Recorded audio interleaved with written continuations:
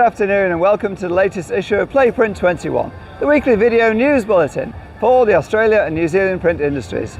This issue is sponsored by Ball & Doggett, Australia's largest supplier of printable materials and of press room consumables, and now supplying wide format equipment. Print Industry Association, Visual Media Association, the Employers Group, has welcomed the government's latest review into apprenticeships. That review aimed to address the high rate of dropouts amongst young people, which it describes as abysmal.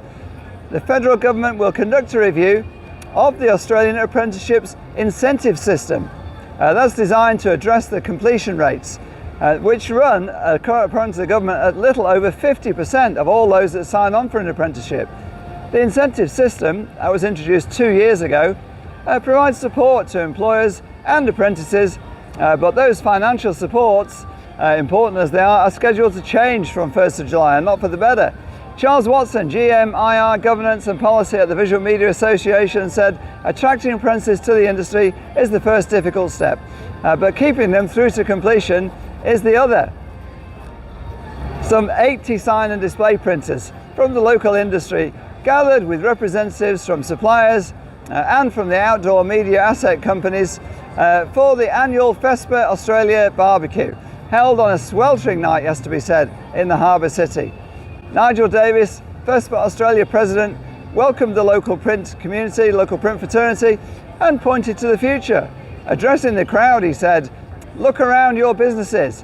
Who are the potential leaders? Who are the new champions?" Fespa Australia, he said, is running another Future Leaders programme later this year, and the Future Leaders isn't just for young people. And Davis said you can nominate anyone. The Outdoor Media Association's 2023 collection competition saw Hogarth and JC winning Best Use of Multi-Format, and Grand Print Services receiving a win and multiple honourable mentions in that QR competition. Hogarth and JC they got that for its Aquaman and the Lost Kingdom campaign. That was for Warner Brothers. That took the Best Use of Multi-Format. Grand Print Services, they took out the Out of Home for Good winner for its Amy Braille campaign for the Shift 20 initiative. That was a collaboration with the Dylan Alcott Foundation, well-known sports person, of course, and Amy. Grand Print took home a series of honourable mentions. All Print Graphics, still in wide format, has installed Australia's first Swiss Q-Print Kudu, the flatbed 300 square metres an hour system, which All Print ordered at Fespa last year. That's in order to help the company transition completely away from screen printing. The Kudu operates on linear drives and is engineered for 24/7 operation over there in Switzerland, delivering up to 304 square metres an hour. It can be configured with 10 colour channels. Finally this week, and the reason we're outside a German pub, the Print21 Australia and New Zealand Drupa party for printers over in Dusseldorf for the big show end of May. That party will take place on Friday evening, 31st of May, at the multi-award winning Frankenheim Brewery.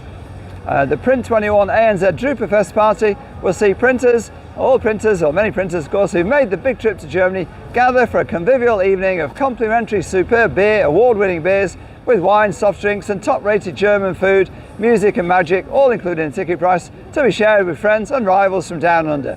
The party kicks off straight after the show at 6:30 p.m. on the first Friday of Drupa, 31st of May. Entry only by advance ticket.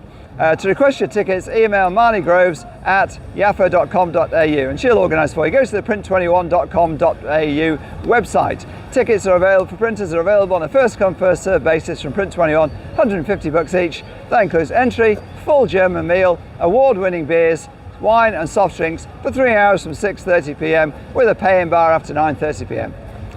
We've been fortunate to secure the Frankenheim as the venue. Its beer is one of the most highly regarded in all of Germany, so it's going to be a good night there.